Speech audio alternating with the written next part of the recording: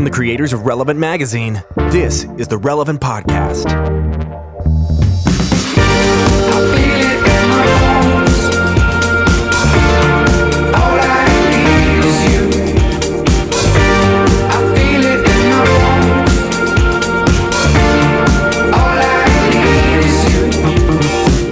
It's the week of Friday, February 3rd, 2017, and it's the Relevant Podcast.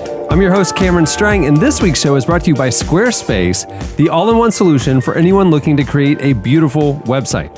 Whether you need a landing page, a gallery, a professional blog, or an online store, it's all included with your Squarespace site. Building a site with Squarespace is so easy, even Eddie can do it. It is really shocking. It's a simple, intuitive process. You can add and arrange your content and features with a click of a mouse. You know who can't do it? Jesse. I think it can. Oh, no. Squarespace is that good, Eddie. Is that good? That's someone who is a professional digital media content producer can actually make a website. Thanks a lot, jerk. I'm fine with Squarespace. Essentially, he just jams on a big green button that's in front of him, and then a website comes up.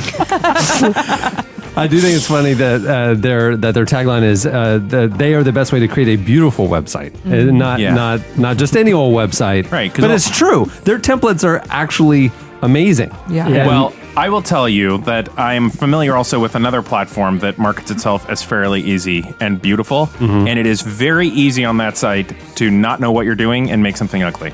I'm not going to say who they are, but they're not Squarespace. You can go over to Squarespace and try it out for free. You can start building a website, no credit card required. And when you decide to sign up for Squarespace, which you will, because it's so good, you'll get a domain included in your purchase for free if you sign up for a year. Yeah. And also, if you enter code RELEVANT, you'll get 10% off your purchase. A little special something for Relevant Podcast listeners there. Parenthetically, I've always enjoyed the idea that you're buying a domain because it feels like a little kingdom, a little area of the real world. estate in the digital world.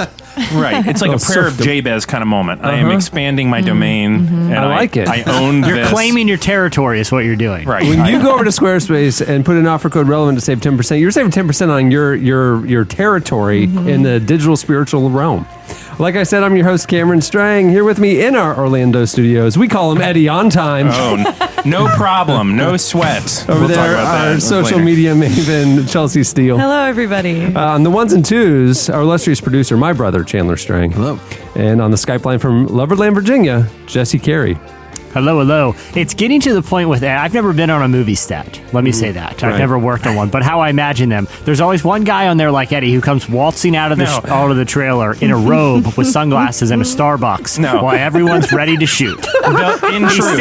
He's still getting that woman with like the powder pads on his face. And he's arguing Here's with her. the thing. And then he takes one sip and he goes...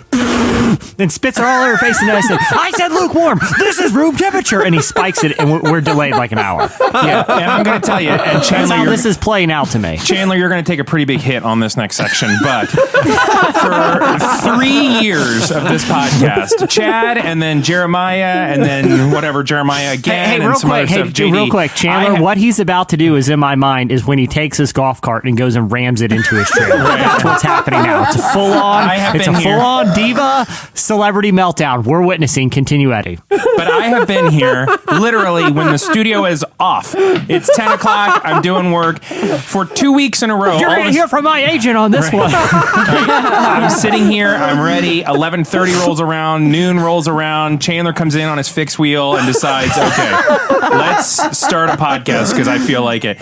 For the last 2 weeks, I have been inundated with meetings for one of my other 5 jobs.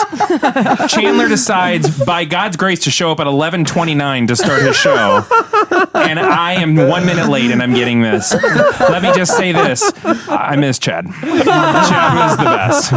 Chad knew how to do it.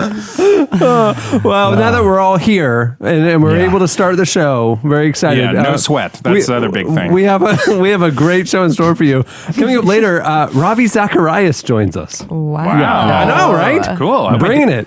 I mean, we had NT Wright, we had Ravi Zacharias. Yeah, we were just bringing it. Do you think he corrects people when they call him Robbie? Because it's Pretty close. Well, Aaron did the interview. I think he called him Robbie throughout, so you can ask him.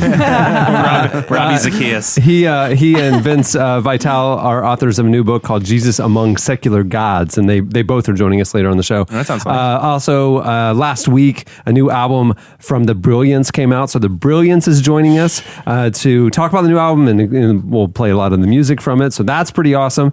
And then also, if you follow the news a little bit, refugees and immigrants are kind of in the headlines right now. And we talked to Jenny Yang and Christina Kleinpeter of World Relief, which is the only Christian organization authorized by the State Department to resettle refugees. They're joining us for a few minutes to talk about kind of what's going on right now and what they're dealing with. This is a packed show. Hot week. It's a packed show. I'm glad you got here finally, so we could do this for the people. I would have missed that first minute of the show, and God forbid, I'm just jamming my golf cart back into the trailer now and set it on fire. Yeah, you're. This is full on meltdown. You're reversing and just driving over like $1 million just camera lens right now. Throwing my scalding hot coffee And at an intern. your robe has come open at this point, and you're just running around. Everyone's shielding their eyes. It's not a pretty scene of what's happening on the set of this film. It is awful. I'm glad World Relief folks are going to be on, because I was like, how are we going to talk? Because I think we take a very good line of like, all right, there's a lot of things that happen. Some of them we talk about. Some of them, like, the conversation's over by the time the podcast comes out. This is not a conversation that's ending. Yeah, absolutely. Yeah. We've been very careful for 16 years that we are non-partisan. We believe in bridge building, and we believe very strongly that both parties are right in some things and wrong in some things if you are living a biblical worldview and or trying to follow a biblical worldview, I should say, and that politics aren't the answer. And so the way we've covered politics has been arm's length. We don't talk about policy stuff typically. We'll talk about issues. We won't talk about like headlines, Yeah.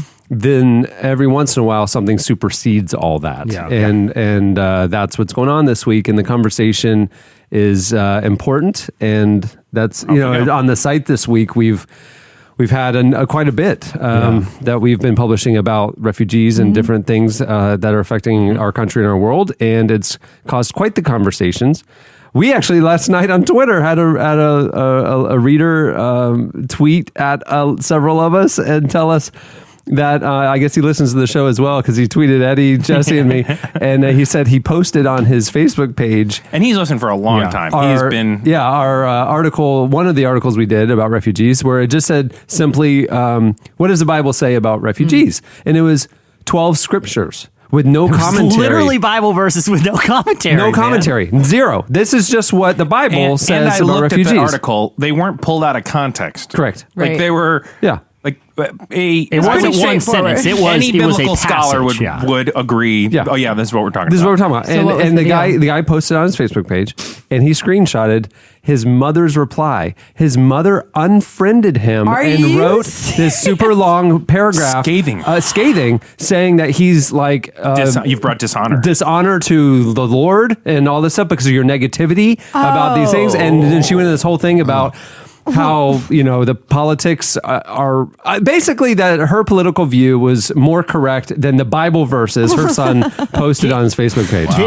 Wow. People. And I literally sent him a reply going, because I've straddled that tension, maybe not that explicitly in my own family dynamic from time to time over the years. And my heart broke for the guy. I was like, I'm so sorry that you're dealing with that with your mom, man. That must be horrible. Yeah. The next reply was Eddie going, ha, that's hilarious.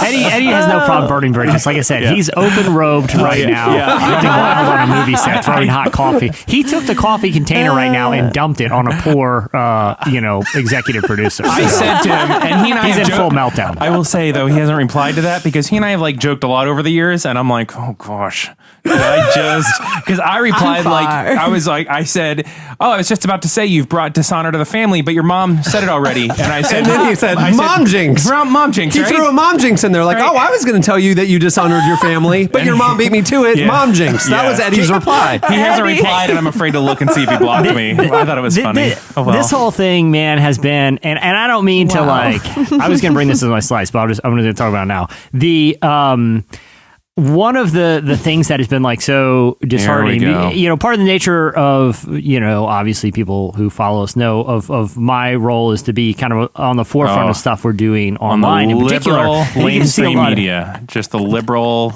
here he goes. Let's do it. I feel like we try to be pretty balanced, but something really like emblematic happened this week, not just on our site, but like, people taking a good-natured, stand and us publishing a piece that was exclusively Bible verses, I think was one of our versions of that. But you saw what happened with Starbucks this week. They announced a plan to hire 10,000 refugees over the course of the next 5 years in countries in 75 stores across the country. And someone tweeted, why doesn't Starbucks hire veterans instead of refugees? We see where their priorities are. # boycott Starbucks. That led to like 15,000 likes on Twitter. Well, the reply from people that were sending this up back to Starbucks is a press release from 2013 where they announced a plan to hire 10,000 veterans and active duty military spouses to support them. And the only thing that I bring up that sort of anecdote is like, not everything has to be political. You don't have to agree with everything. Everything doesn't have to be adversarial. We can all be on the same team here and want what's best for other people and to stick to our convictions without raising boycotts and threats and blocking and unfriending just if you happen to disagree with somebody. And especially on an issue like this where real human lives are at stake here. But Jesse, you got to think, if your son is posting scripture and you are really upset, as a Christian, and he's posting scripture, I think that's grounds to unfriend your son. I mean, I just think that's a rational, when I think about the bonds of response. blood, especially mother and son, right? I think they can be broken in a Facebook post. Yeah, that's generally. I think sever all ties while you're at it. Yeah, it's not like he was posting explicit things or whatever. He was posting Bible verses. Yeah, exactly. And here's the thing, man. We've run, like Cameron, you're right. We've run a lot on refugees, and I do feel like we've taken a balanced approach and really tried to look at the issue without presenting any alternative facts in the debate. But out of all the pieces to get upset about, that one literally wasn't written by us. Yeah, that one. The byline on that was essentially God. Like you got an issue, take it up with him. Tweet at him. Tweet at him. Boycott God if you want, because he's the one who said it. Yeah. I do think it's funny, like, historically, Jesse, over the years, if you go back to the Adam and Jesse era, I remember sitting in the room where Jesse would be on one side of the table and Adam would be on the other, and I was in the middle, and Adam was a flaming liberal, or becoming one. He was a youth pastor and grew up in the church. Now he's an Australian. Yeah. So he's like the worst kind far. of liberal. Yeah. Adam was in the middle of that season of life where like you got smarter than everything you believed when you were growing up in the church, right? He was in that season. Jesse was still the wide-eyed, optimistic, Christian college kid who just, conservative and just loved everybody. And like to see the grumpy old becoming a liberal on one side of the table and wide-eyed, optimistic, conservative Jesse on the other was just a beautiful tension. It was just, I loved it. I loved stirring the pot. I'd poke the bear almost weekly. Yeah. And to see Jesse, and I know Jesse's worldview, and if you think just in kind of like political terms, I would say you're probably more libertarian. Would that be right? Yeah, for sure. Yeah. For sure. So I mean, like almost like ultra conservative, like from a government political type of positioning. Yeah. And I think it's interesting to see his evolution as we've known each other for the last 12 years or so, like how you've kind of taken on social justice issues and different things that you're passionate about because of your faith, which don't have any conflict or alignment with your libertarian, maybe governmental views. That's not what Jesse's mom says. But I'm saying, like, So there's a distinction here of God issues and like living this out and believing in what is right and standing for what is right, and then also maybe having some political policy type opinions. And there's areas where they align, and there's areas where they don't have to necessarily conflict, but they don't necessarily go with one party or the other. Sure. And Jesse lives in that tension, and I think it's really awesome to see. And Adam doesn't know what to do with it. So no, I do think like, political labels can be damaging to a degree because it automatically forces you into a box where the only box that we're really beholden to is, following through with the teachings that we feel like, Jesus instructed us to follow. And not to be like overly preachy, but I do feel like that has, hopefully informed some of what I think about politics and government. But I also think the other overarching value is that we're to treat people like we want to be treated. And that goes to people who think differently. And if someone thinks differently, I don't need to block them. I can hear their thoughts. But like, I got the closest I've ever gotten to a death threat because of one of these people. This week, somebody threatened him and his family. Are you serious? What? Yeah. In sort of a veiled but still concerning way. But at the same time, it's like, that's part of this too. Like, you got to be willing to understand that people are going to think differently, and that doesn't invalidate their opinion, even if you think it's not the biblical approach. But we got to be able to talk to each other without just throwing out boycott hashtags, threatening each other, or blocking our own children. Yeah. On that note, I will say I had a group of friends come over this week. We just invited anyone to have an open discussion on everything happening with refugees. And there were a lot of different opinions, but I think everyone came with the mindset of understanding, well, first of all, we were all Christians. So I think at the end of the day, we had like a commonality in working towards. So all Republicans. Right. Well, no, not at all. But I mean, I think having like a Christ-centered conversation allowed us to veer off on some different political differences, but it was really cool. I think everyone came with a lot of empathy, and a lot of people came with a lot of passion and disagreement, but it was really cool to see some people's perspectives on things that they had come in with one opinion on sort of shift as the conversation happened throughout the night. It was really cool. That is cool. Not everything. I think I saw hope in conversations being able to take place and opinions being able to change just because people are interacting with people. Yeah. And I think that's what changed. Like, I think computers can cut off so much of the humanity between issues. Well, that's why we're scared about the robot revolution. Right. Yeah, totally. exactly. Everyone should be. But it's really cool, I think, to see what happens when you actually get person-to-person time. The problem is, and the hard part that I've had, is that there has been a recent, there's an I love talking to people that have different opinions, but there has been an increase in people who are not willing to talk. I know. And there's like an unreasonable element, and it's unprecedented, I think. And that's the part that gets me scared, is because it's not rational. I skew all kinds of liberal, and we can all talk about that and fight about that. But it's gotten vitriolic in a way that like you would unfriend your son. Right. Sort of the thing.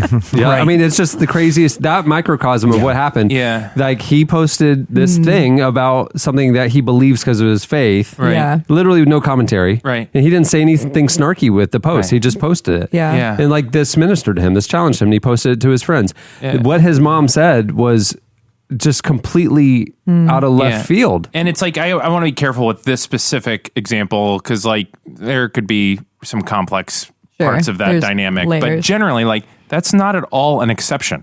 That's sort of the I have a bunch of people that like and agree with things that I say. Like, even I posted the World Vision letter, which was a pretty and especially that was across for people that don't know, just for context for that, Eddie, it was a letter from that was posted by World Vision, but was signed by a collective group of evangelical organizations, including the National, Leif Anderson from the National Association of Evangelicals, Sammy Rodriguez from the National, I think it's Hispanic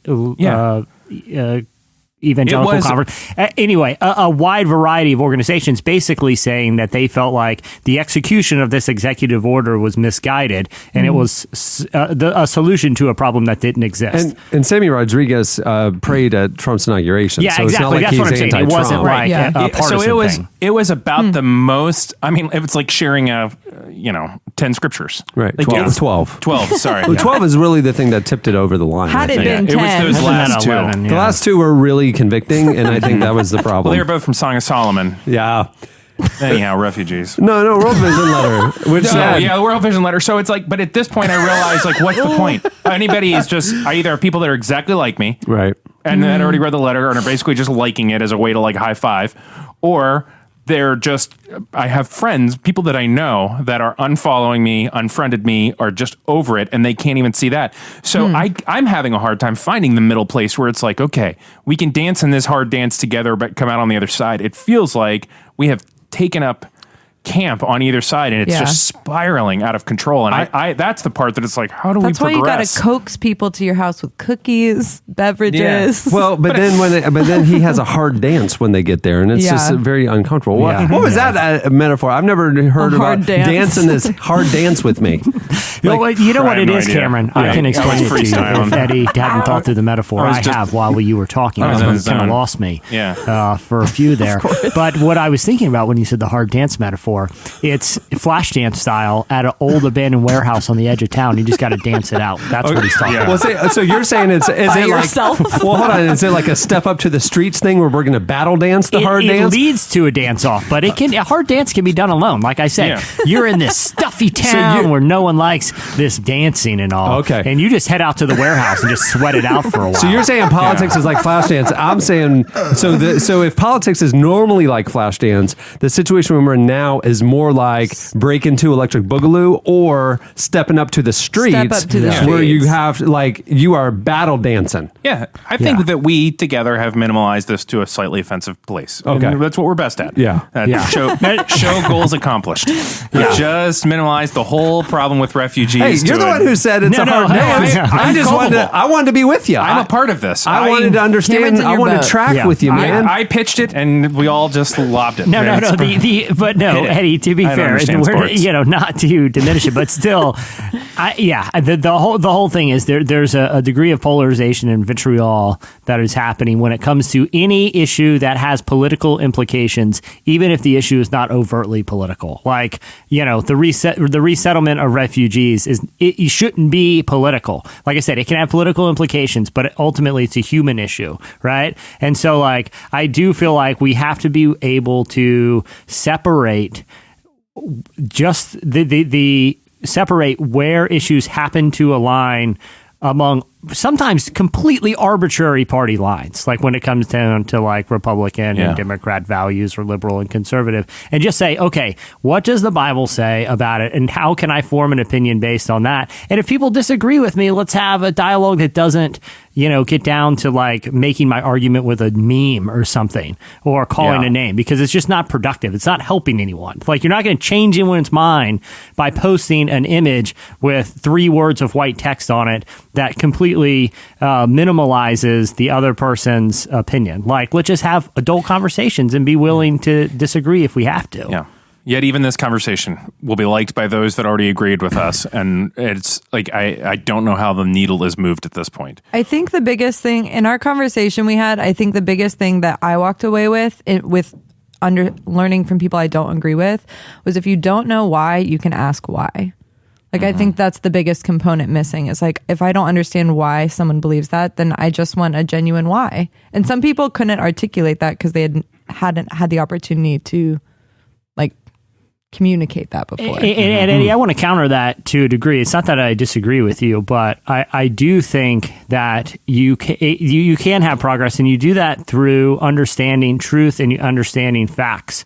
And I hope that, the interview that we have later with people who have been working in refugee resettlement for decades, that tell, we're going to hear stories of what these people are like, what the situation they find themselves are in now, and then also just look at stats and factual statistics involving in this case, refugee resettlement. And you see that, no American has been killed by a refugee in the last 30 years. That, most of these cases are family reunification cases where people are coming from these countries and they're being reunited with family members that are already here in the United States. You start breaking down some of the facts, and I think that's how, if you're going to change people's opinion, that's how you do it. You present truth and facts, and if someone doesn't change their mind, they don't change their mind, but at least be willing to understand the reality of the situation. Talk to people that are intimately familiar with it, that don't have a political stake in it, and then, form your opinion based on that. Like, I do think there's hope. I do think we can,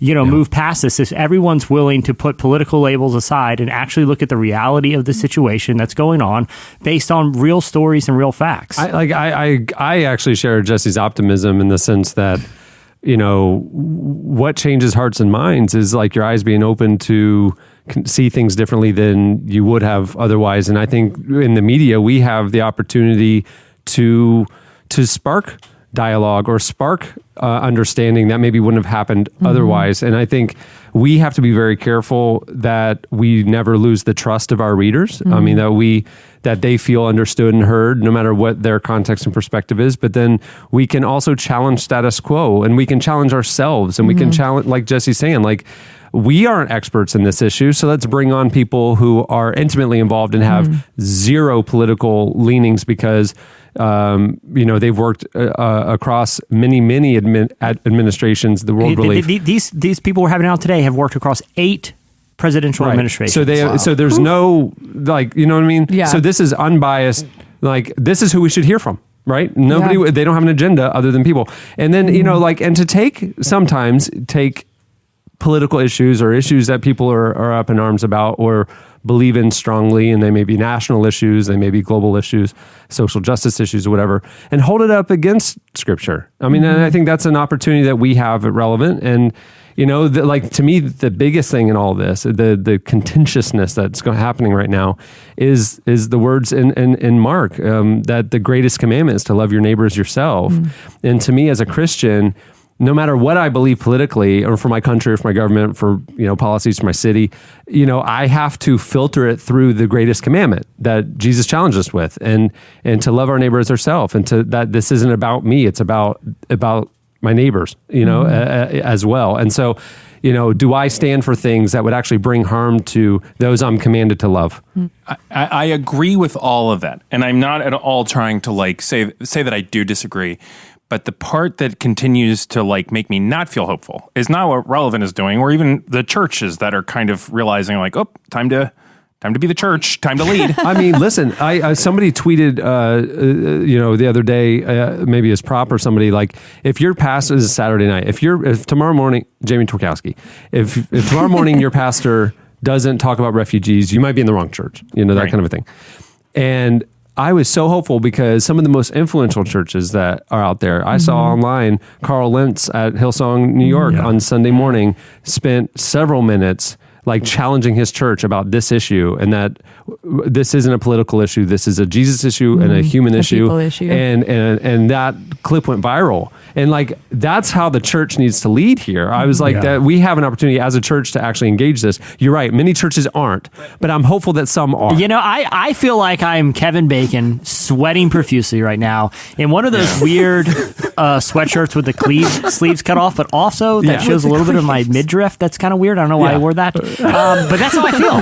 Just been except I'm John Lithgow still in the corner saying, you can't dance. Not in this town, buddy. You can't dance. But you might be tapping your toe every now and again. I'm getting ready to dance, but I'm going to have to really make some changes. You know what it is? It's the crop top that you need. It is. That Jesse has that you don't. Well, the only solution is to toss you a cut-off Lord's Gym sweatshirt. Let you get on board this boat. The Lord's Gym. No, Lord's Gym, that implies Scripture, and then he has to unfriend family members. So I don't... everybody. We have no solution. But it shows quite a bit of midriff. I cut this one real high. I mean, this is barely just a neck covering. A collar. All right, well, moving the show along, it's time to look back at what else happened this week in culture and entertainment. It's time for... In Case You Missed It. Well, kind of along the same lines, in case you missed it, Stranger Things' David Harbour gave an impassioned acceptance speech about the disenfranchised and the marginalized on behalf of the cast during last week's Screen Actors Guild I didn't realize Awards. that guy was also the policeman in it. Yes. Yeah. I only saw one episode. Way too scary. way too scary. Ugh, It is very scary. Yeah, I don't No, like it's I watched it all the way through. Eddie, who did you think he was when he was up there talking? Just some chaperone? No, but like that guy, is he I the didn't realize. creator? I thought he was Parent. just an actor, but he's the creator. I thought he was an actor too. I think he's both. I believe he's like the guy. I think he's just the adult actor who was fine speaking. Oh, I thought he was also like a director or creator or something. Because it seems like he was talking like the producer of the whole thing. Oh, I don't. It did seem like that, but I thought it was just he was an actor. Yeah, I think he's he's just like I'm the gonna look adult. it up. on the Nobody cast, really yeah. saw his face because of Winona. yeah. Yeah. Right? Oh my goodness. Yeah, what was going on? Oh, I thought that's where you were going. No. Oh, no, what- we're going to play part of his speech. I have a clip of it. That's, I mean, so like, it's just an amazing speech. Whatever. Winona is. Ryder owned that whole thing. Stole the show. That's true. I'm not even sure how to explain Yeah, what was. to the listeners who didn't see it, what was She Winona just doing? made wildly random facial gestures throughout that varied from Unconnected. like. Right. Yeah. From laughing to like confused to looking around to lost. It was just like she was literally hallucinating. Yeah. Like The best I saw it described was a rainbow of emotions. it was a But I felt like disjointed. she was like pretty adamantly like she looked like she was like, oh sure, like that's true, like Yeah. whatever, Jim. Yeah. like I look when Eddie's talking. My friend Kevin Max of DC Talk posted it was a screenshot of every one of her different looks, and it was like 24 little squares. You're like, that was a lot of emotion. A lot of emotion. in just a few moments. By the way, that guy is just an actor. He's not the creator of the show. By the way, Yeah. Kevin Jim Max is Hopper. more than just a singer. He's also an incredible person. And poet Yeah, and friend. personal friend. I could All right, here's part of his speech. literally could text him. As we act in the continuing narrative of Stranger Things, we 1983 Midwesters will repel bullies. We will shelter freaks and outcasts, those who have no homes. We will get past the lies. We will hunt monsters. And when we are at a loss amidst the hypocrisy and the casual violence of certain individuals and institutions, we will, as per Chief Jim Hopper, punch some people in the face when they seek to destroy the meek and the disenfranchised and the marginalized. And we will do it all with soul, with heart, and with joy. We thank you for this responsibility. Thank you. A lot of emotion. Lots. You should have All seen of our faces. We're doing Winona's at that point when we were Right. Doing the Winona. I saw that little clip go around where they just zoomed in on Winona and it just said, "I want to be on whatever Winona's on," and it was just like, man, she's having a met right there. She really owned that moment. Yeah. Well, in case you missed it, this week Mark Zuckerberg, the Facebook guy, met with pastors to understand how churches find deeper meaning in a changing world. The meeting was part of his year of travel, quote Love it. unquote, and happened, which is he's listening. He's doing the thing that Yeah, we're saying exactly. to do. I'm so happy. And it happened during a trip to Texas, where he also met with young moms who moved back to their hometowns because they want their kids to be raised with the same values they grew up with. In a Facebook post, Zuckerberg discussed the meeting with Christian pastors. He posted, met with ministers in Waco who are helping their congregations find deeper meaning in a changing world. This trip has helped me understand just how important community is and how we're all looking for something we can trust. We may come from different backgrounds, but we can all want to find purpose and authenticity in something bigger than ourselves. Along with being a tech innovator, Mark Zuckerberg has also become a leading humanitarian, promising to give away almost his entire fortune in an attempt to eliminate all disease in the next century. Literally all disease, he said in his daughter's lifetime. Wow. He also seems increasingly open to faith and religion. He used to be an atheist, but recently he met with the Pope to discuss how technology can help the world's poor. Love that guy. And also, as we recently reported, revealed that he is no longer that atheist, saying religion is, quote, very important. So he's on that slippery slope toward faith, y'all. I was talking to somebody the other day how there's probably no one on earth whose time is more valuable than Mark Zuckerberg, like quantifiably, right? Like an hour of Mark Zuckerberg's time is worth, I mean, you could put the numbers to it in his net worth and, what he puts into Facebook. That he chose to spend some of that time hanging out with Christian pastors just to kind of understand their worldview, I do think is a really cool and interesting thing. Yeah, I agree. Well, in case you missed it, our old friend Nicolas Cage this week showed up at a Nicolas Cage movie marathon. I'm a little offended by this one, by the way. Yeah. Yeah, attendees of the Alamo Draft House's annual 5-movie Nick Cage marathon. Five movies. Weak sauce, man. That we were just getting started. They got a surprise over the weekend when the man himself walked in the door. So Nicolas Cage actually even chose the movies that were shown. They are Bangkok Dangerous, Joe, Bringing Out the Dead, Army of One, and The Lord of War, all of which were too good to be shown at our Trapped in the Cage 24-hour challenge that Jesse and I endured earlier. So do you think he kind of gets the joke, or do you think he thought it was like... I don't know. I think he's literally insane. Like this is a tribute moment? At one point, Cage even took the stage to do a 10-minute reading of Edgar Allan Poe's The Telltale Heart with little explanation. And then later, a viewer proposed to his girlfriend on stage while Nicolas Cage stood behind him approvingly. Wow. Yeah, he literally, like, I saw a picture of this. The guy's proposing to his girlfriend. Nicolas Cage is basically standing between them, right? He is standing right where he is putting the ring on his finger, and he's looking at everyone, and he's doing the praying hand signal right under his chin with his eyes closed. Either way, I love it. I'm offended he didn't come to Trapped in the Cage. So, I think he can rectify this by coming up to whatever challenge we propose next year. As sort of a little tip of the hat to Absolutely, he us. knows about it. I don't know that he knows how to use the internet. There was somebody around him. There's enough social media chatter that somebody around him had to have said, this kid really knows watching movies all I like night. Cameron's theory here. No, yeah. So the previous year when we did the Nickelback challenge, that thing was simmering for a week. Yeah. And mentions would build and awareness was building.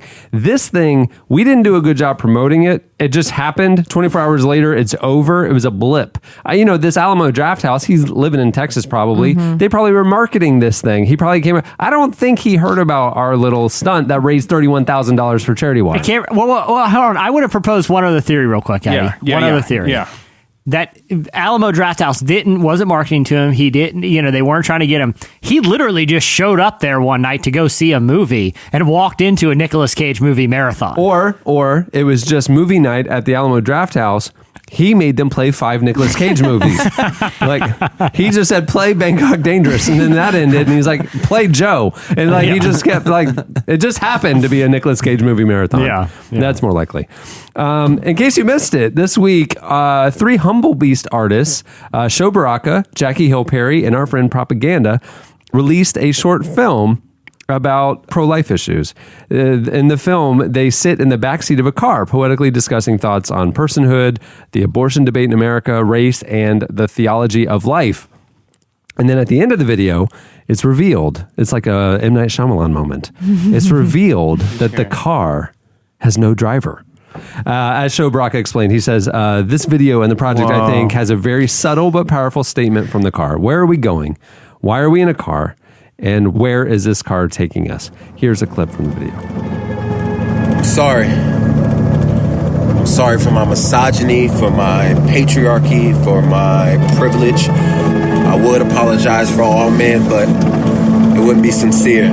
For centuries, we vacillated from tyrants to juveniles, benefiting off of systems that didn't consider you or your voice.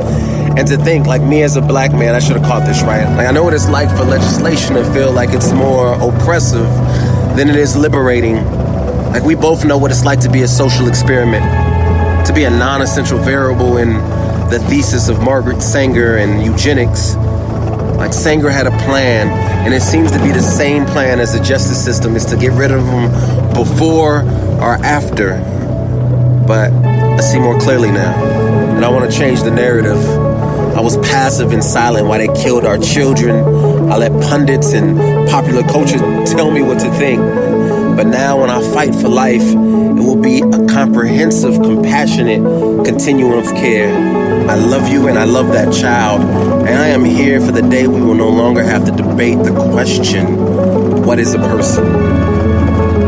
What is a person? There you go. I like artists that are thoughtfully furthering the conversation and deepening the conversation outside of just their music. I hate to be a little too on the nose, but the Brilliance, who we have on today, are one of those artists. Yeah, they are. I mean, their new album, is just, and they have been for a long time. You know what? And we're gonna hear some of that brilliance, exactly, when they're talking. They're probably one of my favorite bands of the last 2 or 3 years. It is an incredible album. unbelievable. I know. And but they came here like a year or so ago and they played in our studio. They were like, we didn't have our normal setup. And so they played over there in that corner. And there was like 20 of them. And it was the most, they were like touching each other. They were crammed in so tight. And it was one of the most incredible music experiences we've had in here. You know what's so telling about their music is that there's instrumental versions of a lot of it that you can listen to, and it's like overwhelming. Just the music is so beautiful and so like a John Williams score. Well, but it is, and it's so well constructed, and it just. But then the lyrics destroy. You can but you can read the lyrics. Independently, but when it's together, I'm not articulating this well. It's just like a really overwhelming experience. Eddie Koppel's our new music reviewer here at Relevant. Yeah, like words are so nuts. Like music is so nuts. Words. Okay, let me back it up because when you hear the music, the lyrics. Let's start with their name. See, the Brilliance are brilliant. I love it. It's all like music and words are so like different and good. And their name is like an adjective for what they're like. There are so many different kinds of music. It's like different. The thing about music is, it sounds. Webster's dictionary defines music as music and words. But I read somewhere that sound, which makes up music, is actually some kind of vibration. Oh, man. I'm getting that wrong. It's not vibration. I don't know what it is, and scientists don't even know what's happening. Check out the next issue of Relevant for my full article on the Brilliance. It's 5,000 and it starts out by defining the vibrations of sound. Oh, yeah. It's just... Webster's dictionary defines vibration as...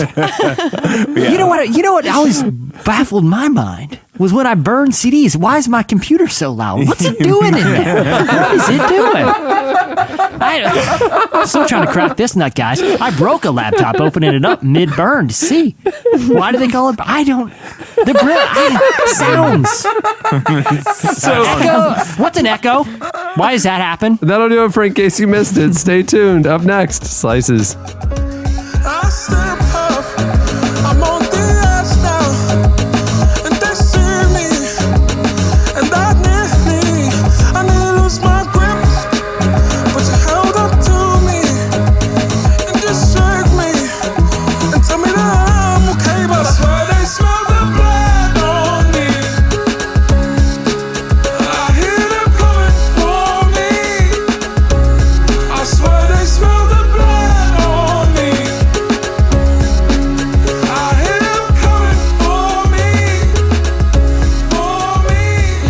You're listening to Sampha. The song is Blood on Me. I'm declaring it right now. This album just came out. This will be the year that Sampha becomes a breakout star, right? Just trust me on that one. If you don't know who he is, Sampha, go check it out. Alt R&B-ish, piano-driven wonderfulness. At the beginning of the podcast, you heard VHS Collection with the song Ghost.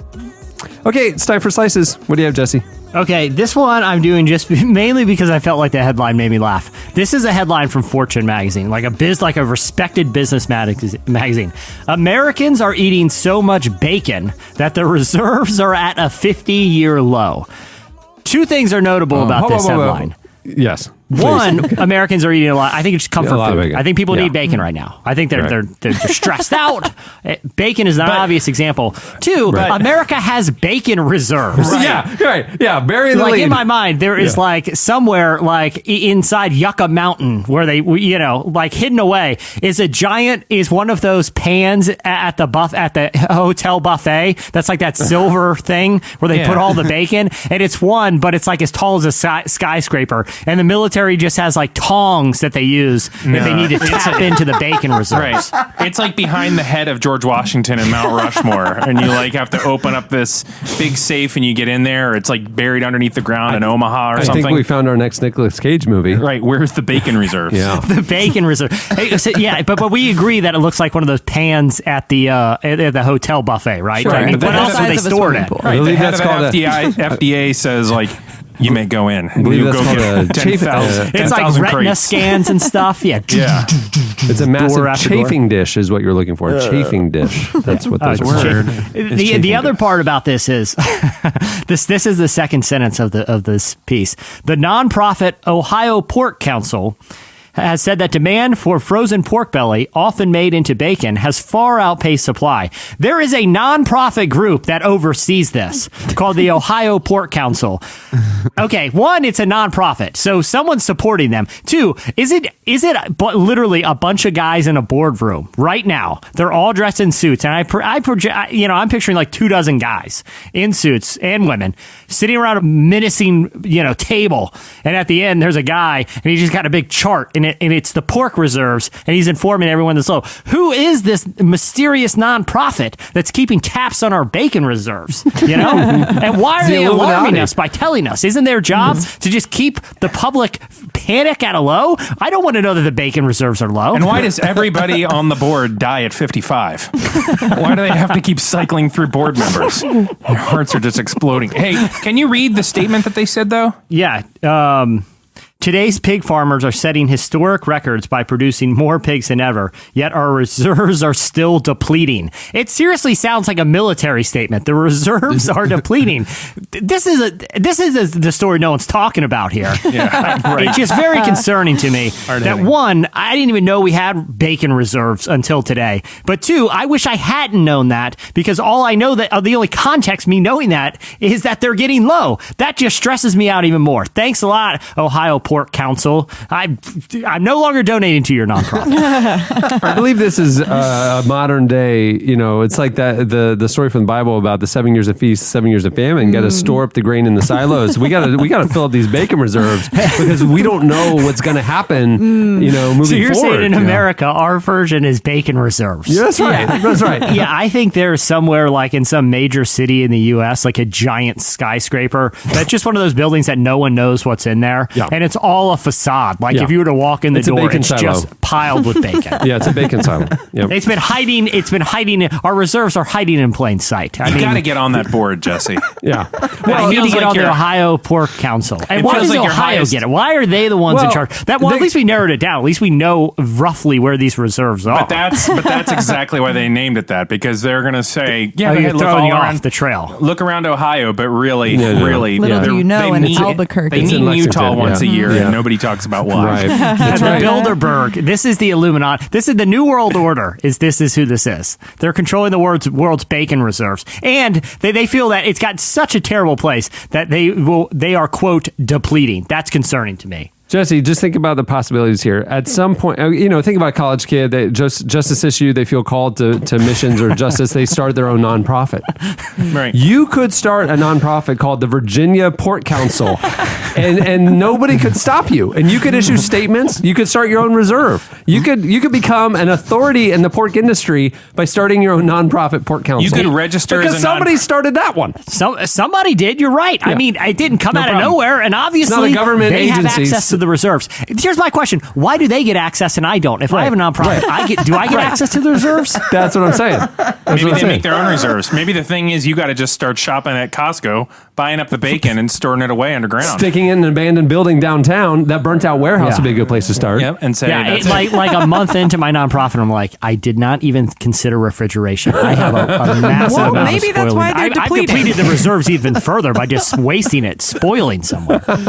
Or it's like a really hot warehouse, and it just is literally sizzling. Like I've just cooked it year round. Can you imagine how good that city would smell, though? Yeah, exactly. If it's like a big greenhouse. Or, hey, imagine this. Imagine if the silo caught on fire. People would come running toward the fire, not away exactly. from it. I mean, the sad thing is our reserves would be gone, but everyone would be at least satisfied for like a day. Yeah. What do you have, Chelsea? I decided to bring a positive beat for us this week from the internet. What wasn't positive about bacon? Oh, bacon was super positive. Well, it's positive, but it's negative because our reserves are depleting. Right, were you not listening? The reserves are depleting. We're DEFCON 4 with the bacon supply, dude. Jesse's not worried about certain issues, but this is one of the ones that keeps him up at night. Big one. Yeah. No, positive in light of everything happening. There's a lot of things being stirred and conjured up on the internet, just politically. So I decided to go deep in the depths of Twitter and find something nice happening in the world. I like it. Puppies. Yes. Writer Ashley C. Ford has been making waves this week for something she tweeted a little over a month ago. On December 6th, she took to Twitter to address the thousands of school children who are unable to pay for their substitute meals that they receive at their cafeterias. She tweeted, "A cool thing you can do today is to try and find out which of your local schools have kids with overdue lunch accounts to pay them off.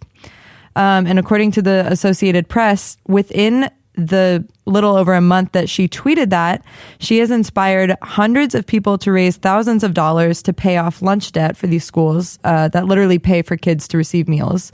A online campaign raised over $100,000 to pay off lunch debt in Minneapolis. It also paid off $28,000 for a school in St. Paul, Indiana. Efforts in Topeka, Kansas paid off St. Paul, Indiana? Yeah.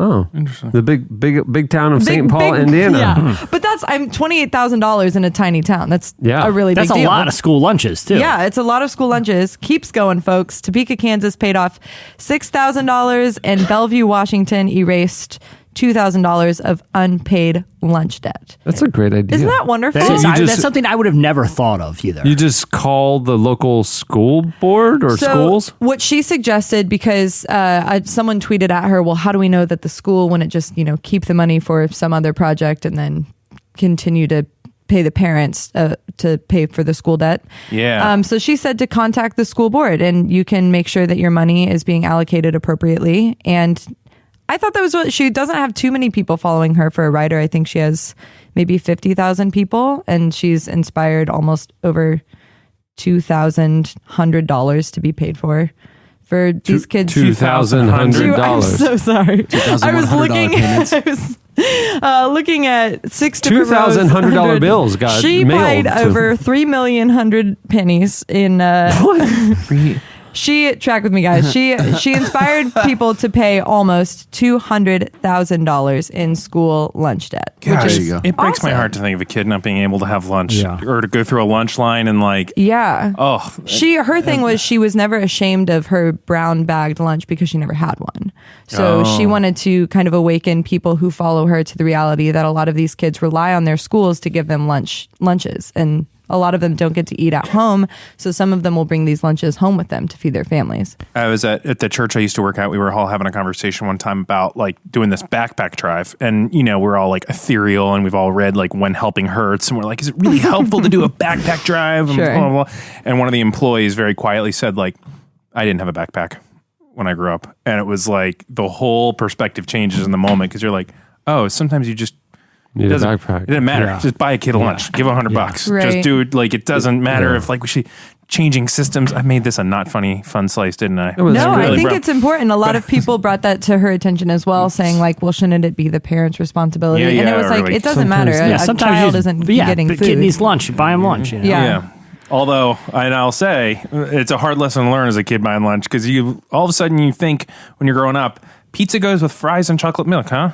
That's a thing I'm supposed to eat. And then it's a hard lesson. You realize, don't you dare order that in a restaurant. They look at you. That's the lesson here. I'm glad you had a good takeaway here, Eddie. Is that chocolate milk and pizza and fries don't go together as an adult. Or Or else they'll look at you in a restaurant. Yeah, and the waiter will say to you, no problem. And Yeah, you order it. He says no problem. It's a Exactly. It's a problem. No problem. Just give me the fries and pizza, dude. I didn't ask for your judgment. And a chocolate milk. And don't be so judgy when you come back. It was good enough for me when I lived in St. Paul, Indiana. It's good enough for me right now. And I want a side of bacon, sir. The reserves have been depleted. Somebody gave me $2,100. All right, what do you have, Eddie? My $2,100 is what I said. $2,100. It's hard to do math. Yeah. When you don't go to college. It's hard to read zeros in order. So mine is basically just there was a new study that was done that I basically brought this because it makes me feel better about myself. It was in the study, the journal called Cognitive Processing. Think about that. Oh, I get it. Every week. It is really good. Yeah, it's full of think No, pieces. I'm just kidding. I've never heard it. Full of think pieces. No. Dad joke. Wah, wah. Did you read the latest think piece in Cognitive Processing? It was about the pork depletion, but man, 5,000 words. It was something. 200,000 pieces of pork. It had 2,100 words in there. There was a study that was done, and I could read you all the boring stats about why it was a statistically significant study, but it was a pretty big study that was done about the relationship between people appreciating weird, dark humor and their mood and aggression and intelligence. previously it's been thought that people that were a little bit more agitated, a little bit more aggravated, more depressed enjoy like kind of bleak, strange humor more. Yeah. What would that be? What would be an example of bleak, strange humor? I'm trying to... Jesse, I hope you'd help me with like this. Weird Al? No. I would think it would be like more like Always Sunny or something, where they're making like sadistic. Yeah. Yeah, that's messed up. That's right. messed up. Right. Or like Jesse and I both have this. Like if we watch a comedian, like if we're watching somebody absolutely bomb on stage and it's going poorly and people are booing, there's two guys laughing in the room and it's me and Jesse. It's like when it's those moments on The Office where Michael it like does something so awkward that like it's like so funny. It's like darkly funny. Like it's not overtly funny. And it's like uncomfortable and awful. So really dark, awful humor. Tig Notaro is a borderline example of that. Very good borderline example of that. Yes. So anyhow, the study showed that actually there is a correlation, a pretty strong correlation between intelligence and dark humor. And they're saying the people that enjoy that kind of humor, enjoy that kind of humor actually pronounce it humor for some reason. It's a fascinating study. I mean, that's all they glean. But, so they said that people that this enjoy is a typo. They actually didn't learn anything. I don't know where I got humor. People that enjoy Inconclusive. The people that enjoy that type of humor have higher intelligence, typically have better moods and lower aggression. And they were saying that the people that really just hate that kind of humor and can't stand it are typically more aggressive. And, you understand, it's the opposite of it. So are you just bringing this because you're like, oh, look, I'm awesome and everybody else doesn't, they're not on my level? I was going to say, I feel like I'm counter to all of those things. That's I feel like I just have find messed up things funny as like a nervous release almost. I'm just saying, if you're one of the minority out there and you always feel bad because you laugh at stuff you shouldn't laugh at, you're doing just fine. You're going to be okay. You have great mood, low aggression. Probably not my best slice, but you do 3 years of show and you start to be disrespected because you show up a minute late and all of a sudden your head's not in the game. And here we are sitting here. Chandler's judging me. I'm throwing coffee all over his trailer. All right. Well, that'll do it for Slices. Stay tuned. Up next, Ravi Zacharias joins us.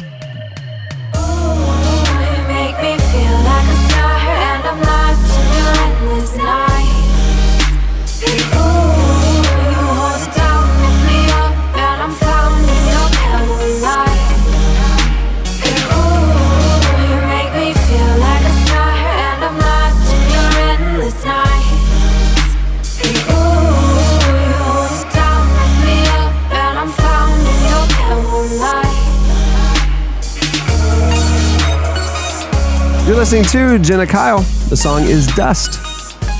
For his latest book, A Jesus Among Secular Gods, theologian Ravi Zacharias teamed up with former University of Oxford professor Vince Vitale to look at how the teachings of Jesus are often in conflict with the different kinds of isms we see in an increasingly non-Christian society. Yep. We recently spoke with the duo about the book and why Jesus and the Christian worldview provide answers to life's biggest questions that all those other worldviews just can't. Here's part of our conversation with Ravi Zacharias and Vince Vitale.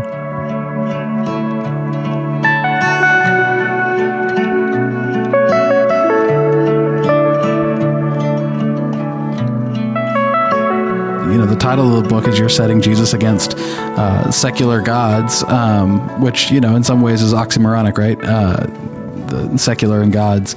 So right off the bat, I mean, what do you have in mind there? What are secular gods and how are they against Jesus? I'll be happy to answer that. I'll take the simple ones. The tough ones can go to Vince.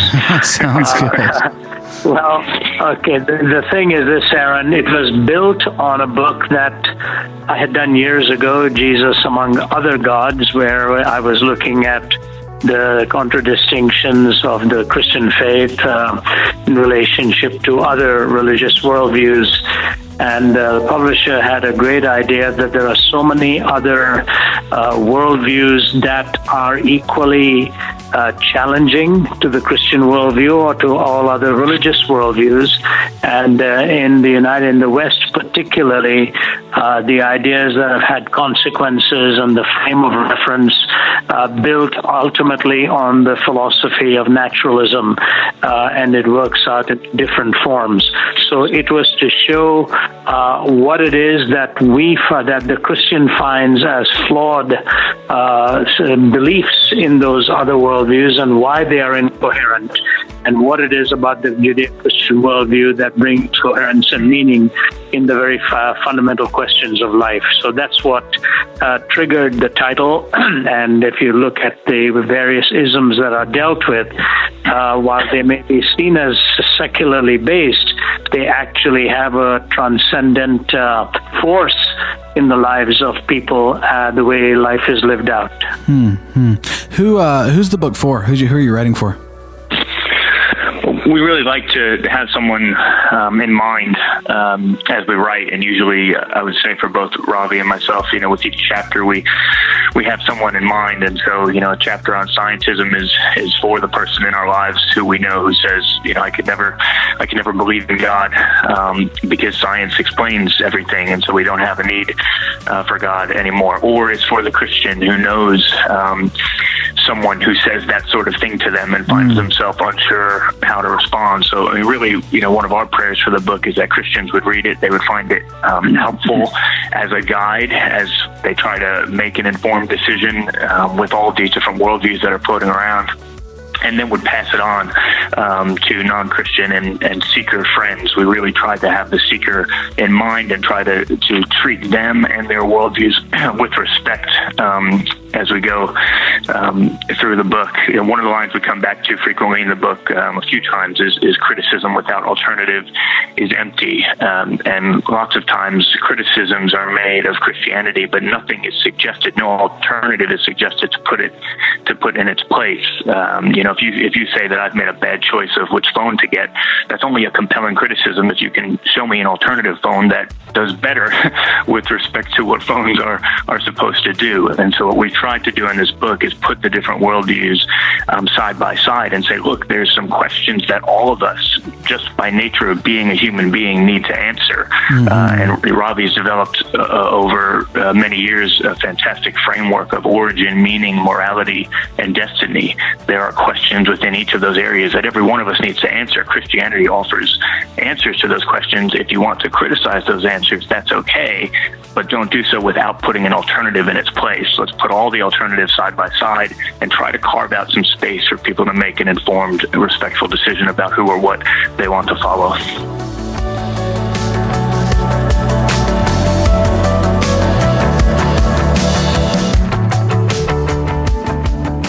Y'all deal separately with pluralism and relativism in the book, at least.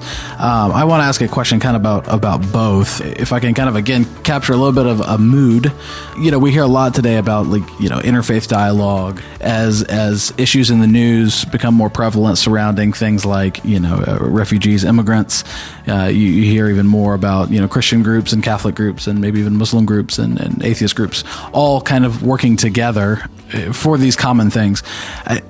And just kind of as guys who've in this world in this space from a worldview level, can you speak to how people should navigate those kinds of projects? At what point do we slip into some kind of pluralism or relativism? And at what point, and if so, how far back do we need to be maintaining distinctions? Or at what point is that healthy and not healthy? Can you speak to that at all? I think as Christians, we're in a unique position, especially with so much that's going on at the moment culturally, to try to model disagreeing well.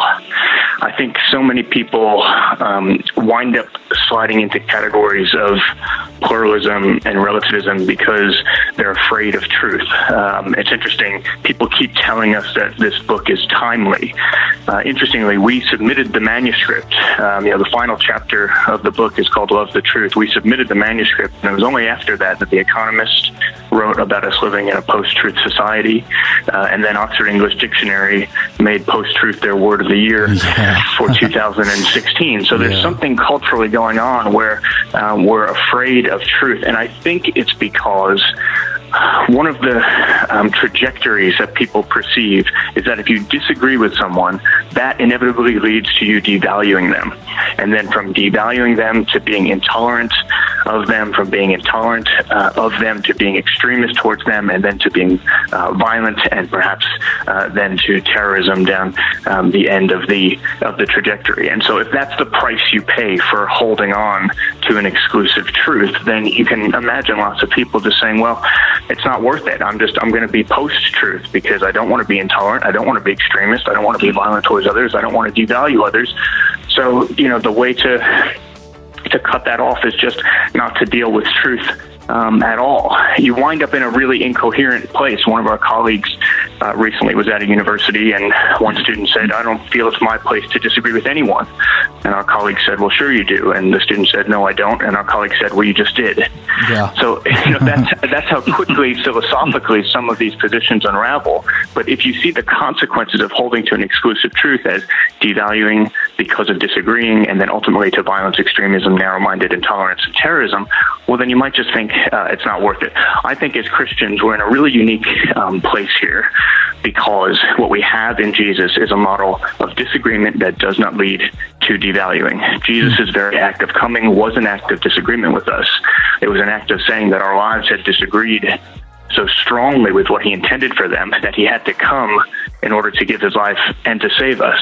And yet that disagreement in no way led to devaluing, and quite, in fact, the exact opposite. And so we find at the cross the greatest act of God's disagreement with us, but also the greatest act of God's love for us. And if that can be our model of holding both disagreement and love in perfect unity and not allowing disagreement to lead to devaluing, then I think as Christians we have a model that we can pursue and that can change the cultural conversation. And that's well said, Vince. I'll just put a tail ender to that. Kelly Monroe Kohlberg, in her book on research, Finding God at Harvard, she made the comment. She said one Harvard student said that he is allowed to believe anything so long as he doesn't it to be true. It's one thing to say, I believe there's any such thing as the truth because you cannot find it. But the moment you say, neither can you, then you have moved to a strident, solipsistic framework. I live in my own world of subjectivism, and whatever my subjectivism tells me applies to you as well. So they take the subjective position, make it objective, end up a truth claim while they deny that they exist. But your question on how do we navigate through this, and I think that's what Vince worked hard at and our whole team does. How do you win an idea without losing the questioner? How do you really remember that there's a questioner behind every question? And that's what we really try to do. Give Christ in such a way so that the person wants to listen to what it is you're actually saying, and maybe gently nudge them in the direction they never had thought they would ever go.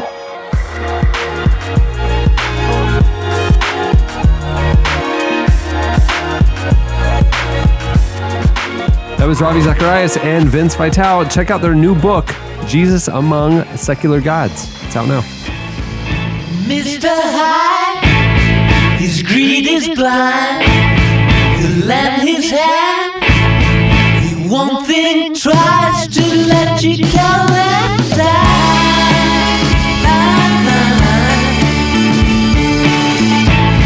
It seems so fine.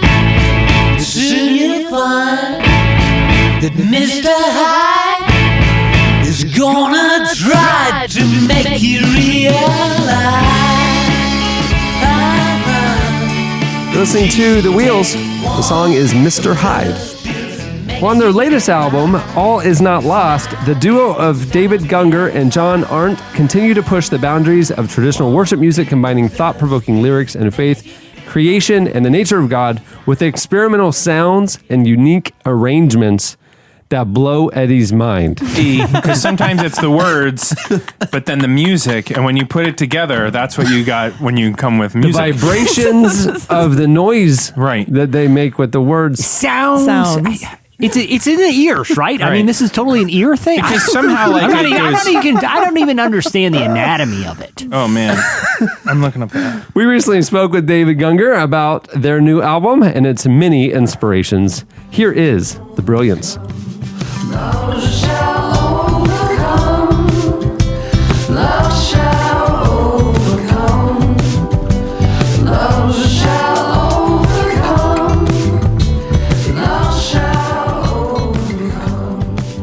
How does being in New York and being a part of, that energy there play into the creative process for you?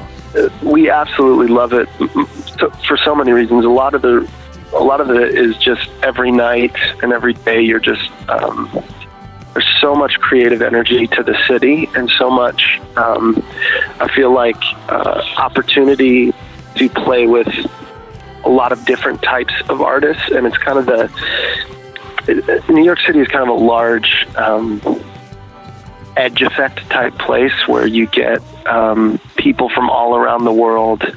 I've gotten to play with amazing classical musicians, amazing jazz musicians, people that I would have never played music with before, had connections to before, and just from being in the city and being able to do the music that we do, it's been cool connecting with different artists like dancers, ballerinas, that type of thing. That we just we love it. My wife and I absolutely love New York. Every day we go to war again. We assume we know so much more than them before we hear what they have to say. Well, you mentioned collaborating with different kinds of artists, and for people who haven't seen the See the Love video, it's a really stunning music video, but it features prominently ballerina. How did the idea for that particular video come about? Well, we actually tried to do a story video for See the Love, and then every time we did, it just felt so forced and unnatural. And so for a song like that, we wanted to kind of just keep it simple and keep it a little bit more abstract. And for us, I actually connected with a photographer here in New York City named Kenneth Edwards, and he films ballerinas. The first time we ever kind of played some music together, he was like, I think this would be really cool to do with some dancers. And he was connected with some ballerinas here through in New York, and so we did a series of videos on YouTube. One of them was a cover of Yahe by Vampire Weekend, and we had some dancers with us, and we just absolutely had a great time. Did takeaway show style with them. And then for this music video, we were having a hard time, that story thing of what do we want this to be, and we wanted it to be kind of an art piece. And so that's where the idea of hey, let's use dancers again. And so a friend in LA actually was friends with that ballerina, and so they filmed that, and we were very happy with it.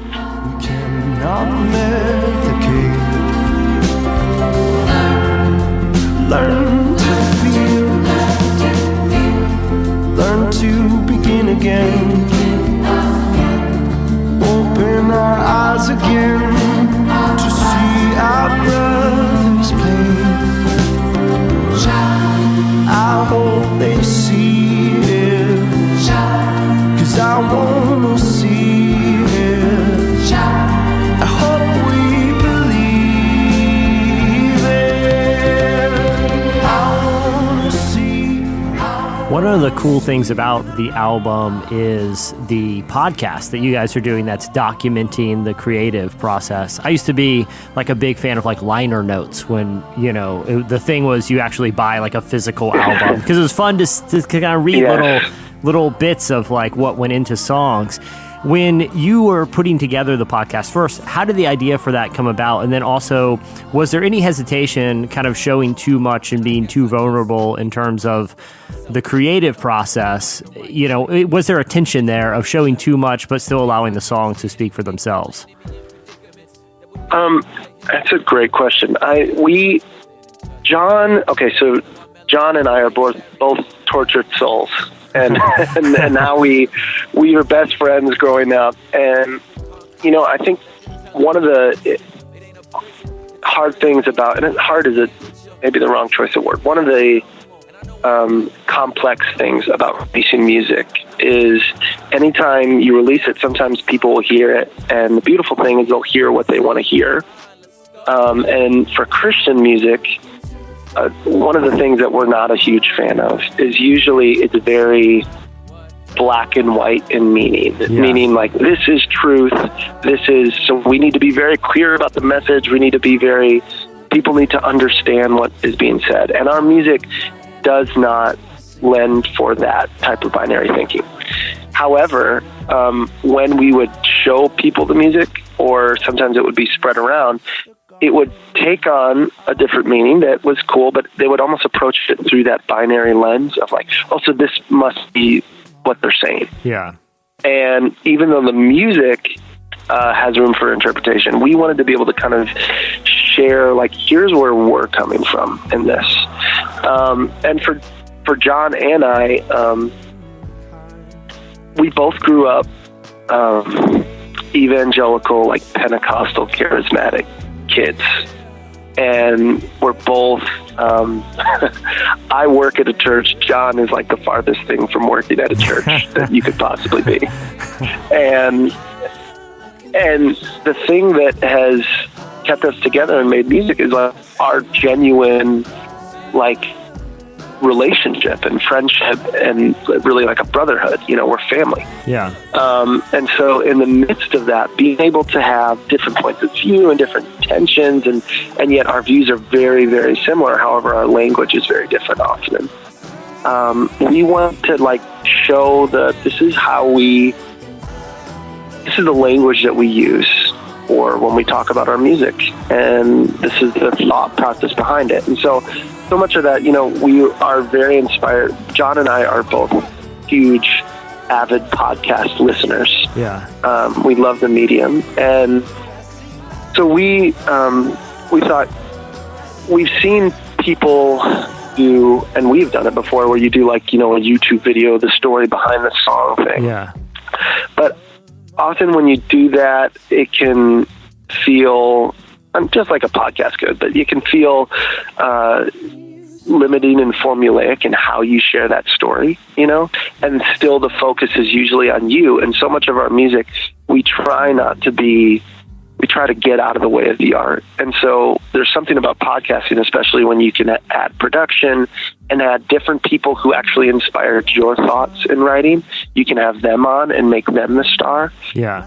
That's the thing that we love about it. And we have actually gotten, it's been such a fun way to tell the story and still be creative with the music, and kind of have it take, the song itself has new life within that podcast form. Yeah. And so we've loved doing that, and the guests that we've had on have been awesome. Have been people that have inspired us and that we're dear friends with. So peace on earth, goodwill to men. That was The Brilliance. Make sure to check out their new album, All Is Not Lost. It gets the Eddie Kaufhold seal of approval. But like, seriously, it's really amazing. Okay, that's it. I don't help. I feel like I don't help the band. I feel like actually I did a disservice to The Brilliance. Eddie listens to Laudier. That's how he pronounces loud. Yeah. The humor is lost on most people. Yeah.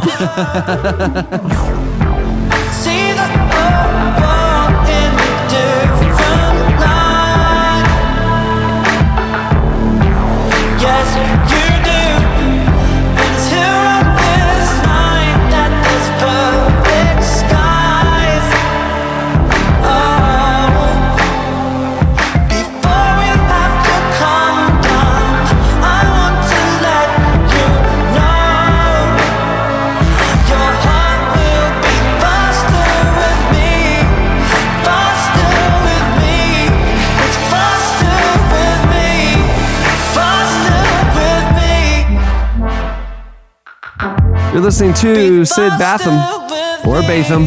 I don't know. Yeah. The song is Say the Word. But say the word correctly. Not like I said his name. Right. Well, like we told you at the start of the show, we wanted to bring kind of an extra segment this week to talk or learn from people who are really on the front lines of the refugee resettlement efforts in America and on the front lines around the world. World Relief is the humanitarian arm of the National Association of Evangelicals. I should disclose I'm on the board of directors for the NAE. Although I haven't had any direct interactions with World Relief, I just don't want people to think that, there's any... Yeah, this was... this was... No, I understand. Yeah. Jesse's on the Virginia Bacon board. You're on the whatever board. Board of directors for the NAE. I'm on the music board. The music critique board of people of America. We all sounds get it. Of just noise. World Relief is the only Christian organization authorized by the State Department to resettle refugees as part of the United States' Refugee Resettlement Program. However, a recent presidential executive order has had a dramatic impact on the group and the people they are dedicated to serving. So, we recently spoke with two of the organization's leaders, Christina Kleinpeter and Jenny Yang, about some of the misconceptions about refugees, the vetting process, the controversial executive order, and how you, our listeners, can help. Here are Christina Kleinpeter and Jenny Yang from World Relief.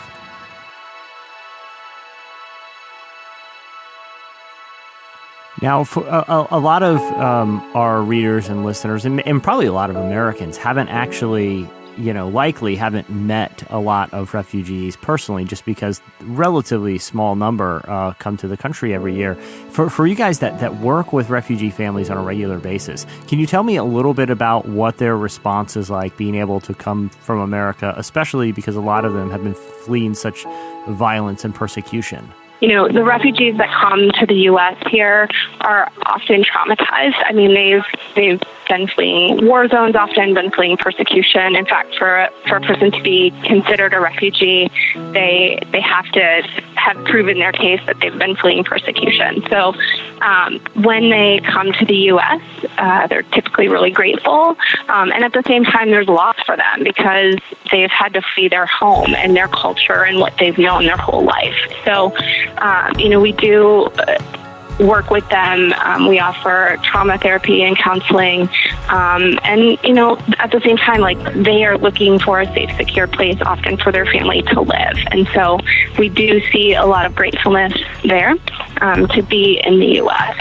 For example, I was just talking with our Atlanta office director over the weekend, and he mentioned how one of the first Syrians that we resettled was a 24-year-old man who had to come separate from his family because he was too old to be considered part of his family's case.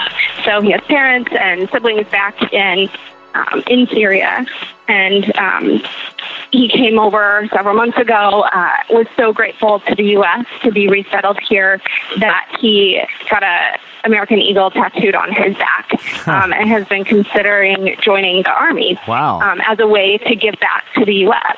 And, we connected with him recently and checked in with him before the executive order, and he let us know that his family would be coming on February 8th. And he was so excited to be able to see them. Well, the executive order happened, and now his family is no longer coming. So, I think what that story shows is that, one, here's this young man who's so grateful to be in the U.S. and grateful for what our government was doing, grateful for World Relief and, our specific services and how we've been able to help him out. And then it really does show the executive order has a very tangible effect on so many lives, and specifically people that are now separated from their family and relatives.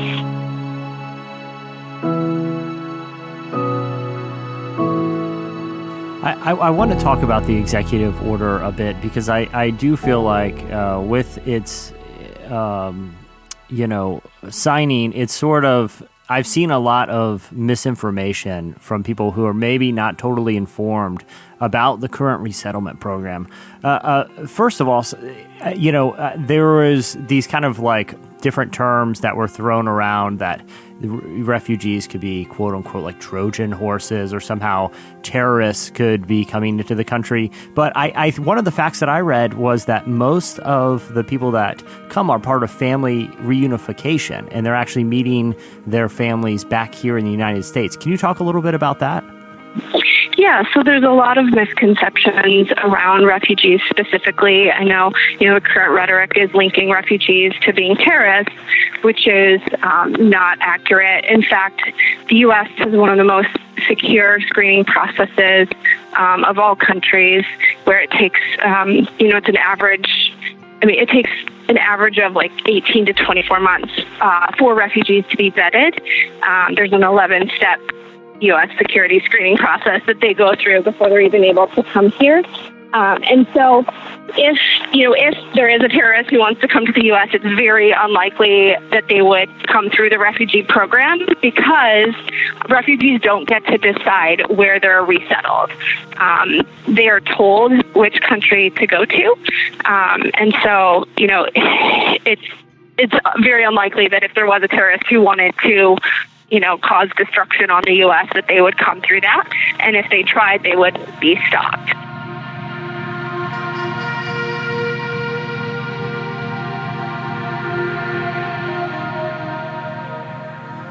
I know the executive order, particularly some of the details of it, caught a lot of people by surprise. How has it affected what your organization is doing since it went into effect? Yeah, so, given that we resettle refugees and meet the refugees at the airport, we're their first point of contact here in the U.S., that has now stopped, and there's a 120-day ban on that. So, unfortunately, we won't be welcoming new refugees to the U.S., but at the same time, we resettled a record number of refugees in the fall, and so we still have all of those new refugees that have come to the U.S. to help gain that self-sufficiency, teach them English, get them settled here and really self-sufficient. So while the executive order definitely affects our U.S. work and the new cases that we would have met at the airport and people we would have helped, we still have work to do with those refugees that have come over, and so need to continue our services as it relates to those people that are still here, that have just arrived.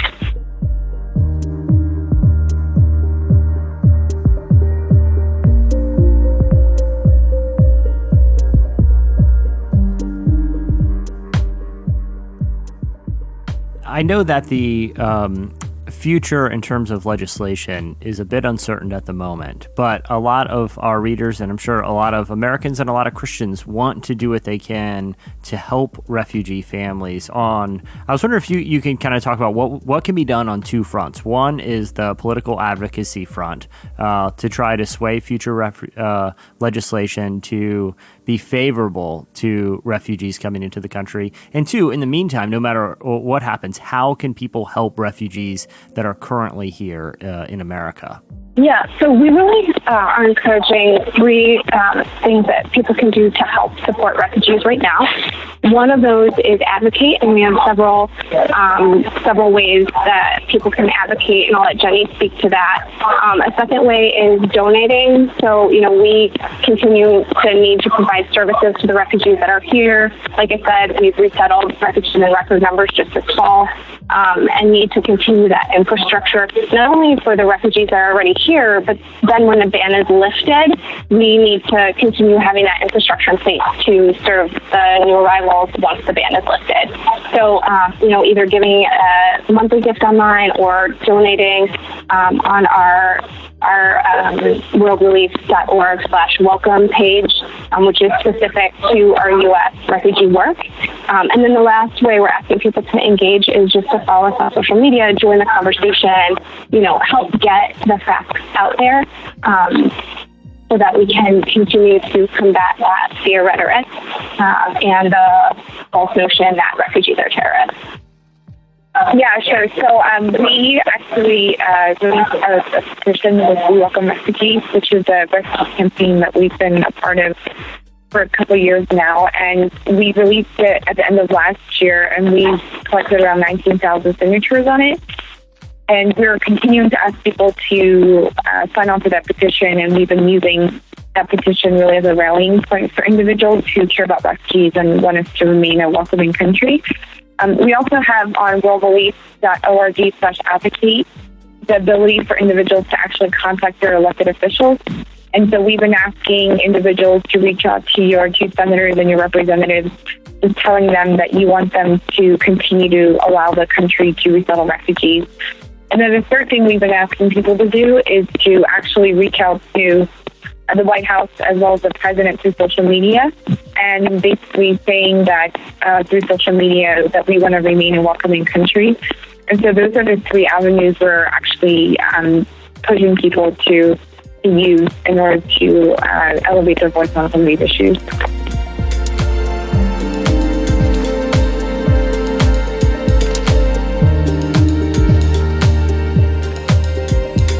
That was World Relief's Christina Klein-Peter and Jenny Yang.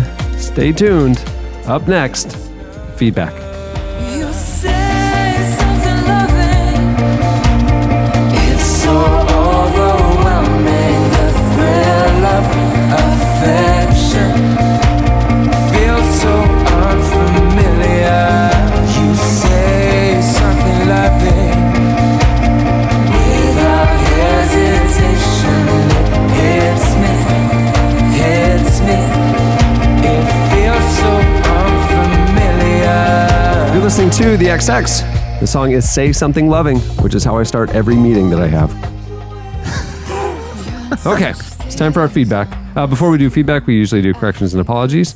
We would feel like we'll have some next week. We would like to correct the pronunciation of the word humor. It's not humor, it's humor. It's 200,000, not 2,000. Noted. Lots of corrections, just midstream, just doing it. Yeah. I do not apologize to Ohio Bacon Council. They are dropping the ball. They've let the reserves get depleted, and no one knows why. Something shady's going on there, guys. Well, no, now We're to the bottom of this. Virginia Bacon Council is going to be started as an alternative to the That's right. incompetent Ohio Bacon Council, and you're going to set things straight. My It's first order of business is to launch an inquiry into what's going on in there. They're going to get phone calls. Who are these Virginia Bacon Council guys, and why are they calling us? I mean, we work directly with the pork industry. Who are these guys? You're a watchdog group for the watchdog group. Exactly. How are you? No, I'm concerned about the nation's entrusted you with our bacon reserves, and it's out of control. What's happening here? You are the overseers. I love that. Yeah, you're putting the system on trial. Yeah. One day, this story of me blowing the lid off this thing is going to be like an Oscar nominated. One man stood up to Big Bacon. And it's like them in the boardroom. Who are these guys? And they're just munching on. They're eating the reserves. I got the whole scene in my head. That it's movie. pretty climatic. Who would play you in that movie? Oh, easily Kyle Chandler. That's If you said anybody but Kyle Chandler, you would have been wrong. But I die in the end of heart failure from a celebratory bacon bench. I just couldn't take it anymore. My heart and my last words are like this: I take one more bite of bacon because the reserves are now overflowing. I go, my heart is just too full, and then that's it. Last scene, fade to black. Oscar, give it to me. Tom Cruise did the fake guy thing at the beginning of Tropic Thunder. Yeah. And he gained all this weight and was really gross and greasy. Yeah. That's what Kyle Chandler would have to do to play the role as Jesse as head of the Port Council in the future. Yeah. It's like Matthew McConaughey in Gold, that new movie. That's right. That's right. Right. So that's what Kyle Chandler would have to do, and that's why he dies at 55. I think we pretty much got the whole thing down. Let's greenlight it. Okay, it's time for the question of the week. Last week, we asked you guys, what would your dream evening be? Like, who are you with and what would you be doing? It was because I stumbled upon my dream evening that I didn't even know that I had. My dream evening was fulfilled last week when I got to mingle with professional basketball players and play poker with them. And I was like, this is amazing. And we talked basketball and dunking and yelling at refs, and it was awesome. And so we just got thinking, what would your dream evening be? You guys told us over on the podcast episode page at relevantmagazine.com. You also hit us up on Twitter at Relevant Podcast. Here are a few of our favorites. April Pruitt unnecessarily wrote her name in all caps, but did say eating at IHOP with Jim Gaffigan after seeing him on stage. That just feels really fun. That sounds awesome. Yeah. It feels like it could be disappointing because he may not be funny. Well, here's the deal. He'd be just coming off stage, and so he'd be on depleted. He would be quiet, introverted. He would be a human version of America's bacon supply. So, and two, I think Jim Gaffigan would be the sort of guy who's not funny in real life. I think he's stage funny, and in real life, he's probably more like Eddie, Right. It's not really that great. I'm pretty quiet. Yeah, I don't mind. I'm pretty quiet. I'm not trying to impress you people. I've heard he's pretty humorous. Yeah, tons of humor. See, the thing is how do they get the piano on the record? That's the first. Right. That's the first part of the magazine. Yeah. What's recording? Yeah. Well, how does the microphone even work? Yeah. How does recording even work? Right. Yeah. Because we got a whole thing to get to before we get to why the Brilliance is good. Yeah. Yeah. We got to lay the context, lay the groundwork. Yeah. I mean, you really got to set the stage in this review. I mean, you're a good 47 pages in before you even mention the word brilliance. Kylie Daniel said all they want is to play Mario Kart with Jimmy Fallon. Kylie said that he'd let him win a couple rounds. That would actually be super fun. I have a feeling Jimmy Fallon's always like that. Yeah, I have a feeling he'd be fun to hang out with. But don't you think, after a couple hours, you'd be kind of like, okay, I got to go now. You're like, oh, Jimmy. Jimmy, literally. Oh, fun apple. Yeah, I feel like there's one note with him. Yeah, one speed. It doesn't have to all be the greatest. Right. It's just... It's like, Jimmy, tone it down a notch, man. I'm getting kind of tired, dude. Like, you picture Jimmy Fallon getting up in the morning and his hair is disheveled perfectly like it is every night, and he just springs out of bed and just starts ranting about something funny in pop culture. I have to say that PC Walker wrote a comment that when you read the comments, you kind of get a picture of the person. Right. Mm-hmm. But this one is the most I can't even put you in a box, PC. Right. My dream would probably be PC's come in a box. Big boxes. Yeah, well, PC Walker. Yeah. So he said, well, my dream would probably be Eddie. I assume he's not talking about me. He's probably Eddie Vedder. But be Eddie, Adam Duritz, and I getting to be extras in an SNL sketch and hanging out at the after party. Okay. And then he said, one dream actually did happen to me, though. I saw my hero, Brendan Manning, speak at a university, and my buddy, who was the campus minister, et cetera, he ended up going to get a hot dog with Brendan Manning. So I just all of this together. I can't figure out what kind of person our friend PC is. Because I'm like, all right, me and SNL. Okay, that's one sort of archetype. But then we have Adam Duritz? Yeah. What's that guy doing here? I mean, he's fine. But then all of a sudden we're eating a hot dog with Brendan Manning? I'm very confused. Yeah, a lot of different ingredients in that soup. Cameron Show said Shaquille O'Neal and I would hit the town and hang out at one of the sports Shaq Diesel is DJing at that evening. Yeah. And then he would consult him on coming up with some clever nicknames for one another. He already came up with some for himself. Cameron, you can feel free to take some of these. He included Cammed Goods, Camp Stop Won't Stop, Abraham Lincoln, and he said the night would conclude with him being lifted up by Shaq as he dunks a basketball for the first time. But see, Shaq doesn't name people like Abraham Lincoln. It's always the big whatever, the big Aristotle, the big whatever. It'd be the big camshaft, the big or something like that. Yeah. Peter. Yeah, I think you'd be disappointed in the nickname. Yeah. Peter said being at the DC Talk reunion concert on dry land, even better joining Eddie. He spelled it with a Y though, but Eddie at singing backup for them. So he would like to see the DC Talk reunion, but just not on a boat. Not on a cruise ship. Which I gotta say, kind of agree. Tate Randall said, the setting, New York City. Characters, Benedict Cumberbatch with the abilities and knowledge demonstrated on Sherlock. George Clooney with the abilities and knowledge demonstrated in Ocean's 11. Matt Damon from the Bourne movies. And Science Mike with his real-life abilities. They would undertake a bank heist. But he does say in there, no one is harmed and innocent people actually don't lose their money. But come on, how cool would it be to be a part of a bank heist? I totally agree. And I want to make a suggestion. Should Tate be able to put together this dream team of criminal masterminds? No offense, Mike. I think you tap into the bacon reserves and see just how low they are and report back to the Virginia Bacon Council. And if you can steal their bacon and bring it to my reserves, I'll look the other way, wink, wink. So make it happen, Tate. Because I got to tell you, I think the part of the movie that surprises is that the whole time you think the bacon reserves are low, but then you finally get into the reserves and you realize there's plenty of bacon, and it's actually the people on the board that are corrupt. Yeah, exactly. They're doing Scrooge McDuck dives. So you're saying they're doing like Scrooge McDuck dives in this reserve. Just yes, they're trying eating to their way through. They're trying to change the narrative, but we're going to put them on trial. Oh, yeah, maybe. I like it. That's true. Cindy Agancillo says Girls' Night, Pizza Party with Emma Stone, Anna Kendrick, 90s rom-coms, karaoke, and Just Dance. Sign me up. Sign me up. I love Romeo and Michelle. Yeah. We'll take the working woman special. Thank you. That is one of the funniest lines in all of movie history. We'll have the working woman special. Jenny had one. My dream evening would be chilling in my living room, pulling back a roll of cookie dough and eating it like a burrito with the relevant podcast couch. Jenny, that dream can come to reality. Yeah. Next time I'm in town, just show up on podcast day and bring a roll of cookie dough. I'll sit on the couch and eat it with you. I got to say, Jenny, not a bad idea, right? Because we're on a sofa watching a movie. We don't have to all talk and chit chat and whatever. We can just have some cookie dough. We're facing in the same direction. Yeah. No, we just all sit and have cookie dough and watch a flick. Yeah, what's a big deal, Jenny? It'll be so great. All right. Well, there's a lot more where those were, so go check them out and join in.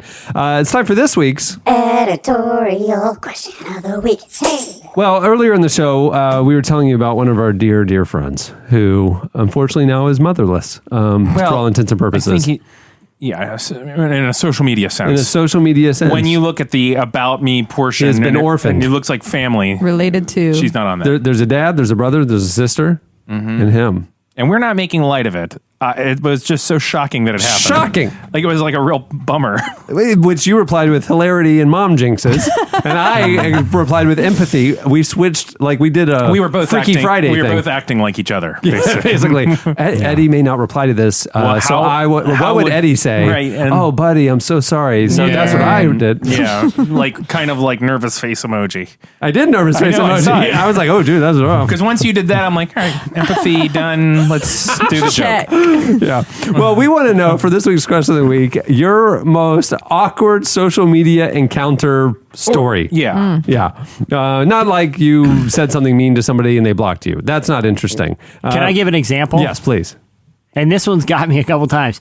Okay, the Facebook scrolling on your phone. Like, I've had this happen a couple times, but one time, a friend of mine, his wife, I was friends with the wife too, but I'd known the guy for a long time, gave like a very personal, like medical update about something. Oh, yeah. And it was not something, this was before you had like the range of emotions to respond to. And literally, it's one of those posts where like they post it and there's like 212 comments, but no likes. That's what you're exactly. saying. It's not something you like. Yeah, the word like is not the word. Yeah. And like literally as I was scrolling, I must have hit like, and I started getting notifications on it. And I was like, I am literally the only one who likes this very personal, bad medical news. Oh no. Oh, that makes me so happy. And it wasn't like a boom, and then you undid it. It was like that sat there. Yeah. Eventually I did it, but the damage had been done at that point. Yeah. He and all your friends. I'm like, what's wrong? Friends. Why did he like that? What is wrong? Yeah. Stuff like that. Your most awkward social media encounter story. And any of the people that I have fought with and blocked on Twitter, you're not going to make it on the show. Yeah, that's exempt. Nobody cares. I'm not unblocking you. Yeah. I don't understand your point. Yeah, blah, blah, blah. No pleads. Or like, okay, has anyone had this happen? Like they, accidentally typed something in the create post field that was meant to be in search. I've seen that before. I also like if somebody puts their password in their tweet. I was going to say instead of submit. Yeah. We want those kind of stories. Those kinds of stories. Yeah. And if you happen to have any parents that have blocked you on social media, we'd love to hear why. Sure.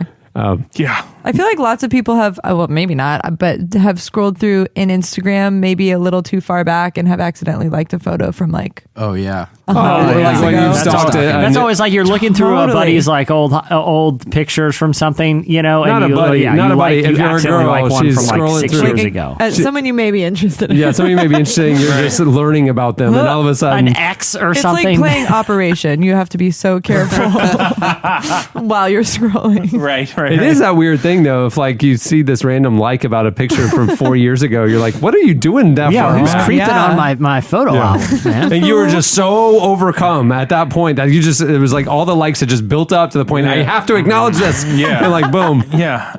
That is weird. Well, now Instagram has that weird feature where you can save a photo to your feed. It has that little flag. Yeah. And it will alert the person if you do that. But sometimes if you're scrolling, you might just accidentally tap it. Yeah, you might have just accidentally done that with several guys last night. Yeah, I feel like you're trying to tell someone something. No. This is some sort of encoded I have message. big thumbs. I have big thumbs. Yeah. I've accidentally poked someone before. That's weird. Oh, yeah. Like I was on their profile or somehow it ended up there and accidentally hit poke, and that was weird. Well, a couple of podcast listeners, guys on Facebook have sent me a poke, and I don't understand what I'm supposed to do with this. You poke them back. My favorite one. Why? I don't know. My favorite was done by Jesse Carey, where we were at a pretty big poking battle, back and forth, and then he sends me a text of President James Polk and said, "You're burned." And that was it. That was the end of the game. Wow. Yeah, I said you're poked because it's PL.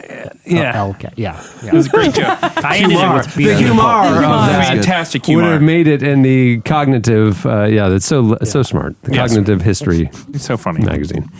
Many thanks to our guests for joining us. The Brilliance's new album is called All Is Not Lost, and our crack music reviewer, Eddie Koffoltz, could not give it more thumbs up. Forget it. Thank you also to Ravi Zacharias and Vince Vitale for joining us. Their book is called Jesus Among Secular Gods, and it's out now. And thanks also to Christina Kleinpeter and Jenny Yang for joining us. If you want to learn more about World Relief's work or even get involved, you should check out worldrelief.org. Thanks to the show sponsors, Squarespace, for making this episode possible. Remember, you can go over to Squarespace, start building a site for free, no credit card required. But when you decide to sign up at squarespace.com, you can enter offer code RELEVANT to get 10% off your first purchase. You should do it. You won't be disappointed. I actually dare you. Like a love dare? No, just I dare you to start a Squarespace site. It feels like fun, like thing to dare. Why would you dare them that? They will benefit. Usually dares are things they don't benefit from. Like you dare them because you want them to do it, and it's not in their best interest. I guess it would be... Everyone wins on this dare. I'd be the recipient of the dare. You there daring me. I don't think you know what a dare is what I think the problem is. He pronounces it I think you gotta look up that word. I think you gotta look up Webster's that word. Dictionary defines dare as... Oh, look at this. I see what dare... No, this has nothing to do with what I want them to do. Squarespace. Hey, whatever happened to Double Dares? Mark Summers still? Hey, remember last week we mentioned that we were in the middle of sending our big March redesign issue of Relevant to print? Well, literally as of today, it is at the printer fully. As of Upload today. You upload the PDF. Well, let's say this. 99 pages are at the printer as we speak. And after I leave this room, I will send my column. So 100 pages will be at the printer by the end of work today. Big day. Big redesign. So, and I'm getting junk for being a minute late to the podcast. hey, the deadline is end of day today. He says. I'm not 5 minutes early, but I'm not a minute late. So I'm Just right on time. Yeah, right on time. Either way, Chandler's not pleased. You won't want to miss it, is all I can say. Now that I've seen the full thing come together, it is our best work in 16 years. I am so proud of this thing. The team poured everything into this. This has been brewing for a lot of time. A lot of ideas have come to fruition, and we're so excited for you guys to see it. Did the capital letters get cut? I'm looking over at the board right now. It got moved. That article got moved. Oh, what a bummer. An M, not an A. Yeah. Oh, it's an M. It's an M now. Ooh, nice directional shift. Yeah. Become a subscriber. You won't regret it. Prices, when this releases, prices, because the redesign is bigger, higher quality, the prices are going up. They have to, because our prices are going up. Our cost is going up. So if you want to get grandfathered in at the crazy cheap price, go over to relevantmagazine.com and subscribe today. Relevant Magazine, I dare you to read it. Wait, does that work? No, Webster's Dictionary. I dare you not to read it. I'm sorry, I'm confusing the word dare with like you two. I don't know why. He's at thesaurus.com right now. Oh, that's That's not what I meant. I see. I was saying don't read it. That's not right. You should read that magazine. Like, this magazine's terrible. I dare you to read it, man. Yeah, it's like so bad. What? Yeah, like, this tastes awful. I dare you to taste it. Right. We're like mixing chocolate milk and mashed potatoes in the lunchroom. Yeah, right. You're getting a judgy look from the lunch lady. Like, this is what somebody paid for in St. Paul, Indiana? No. Oh my gosh! On that note, we'll wrap it up. See, I'm dark Cameron humor. Strang. I literally just put a bow on the entire show. That was phenomenal. Wow. I'm Eddie. Chelsea Steele. I'm Chandler String. I'm Jesse Carey. We'll see you next week. That would make me be a hypocrite if I was to stand in judgment. Yeah, I know our melanin it might vary. The various gradients this great planet of ours carry. And it's such a wonderful picture, a colorful concoction. Let them tell it, I would've missed it. It ain't a prison, it's a prism. And I'ma stand with you when they tripping in your town. And I know all lives matter, but I'm focused on yours now. Retiring these pitchforks, boy, I saw the sign. Cause what's coursing through your veins is the same as mine. Let's go. Thanks for listening to the Relevant Podcast. Connect with us on Twitter @RelevantPodcast and get bonus material from this episode and more at the podcast section on relevantmagazine.com. And don't forget to check the magazine out. It's available on newsstands and at the iTunes App Store, or you can subscribe online at relevantmagazine.com/subscribe. I see my brother. I see my brother. Forgiveness is the garment of our courage, the power to make the peace we long to know.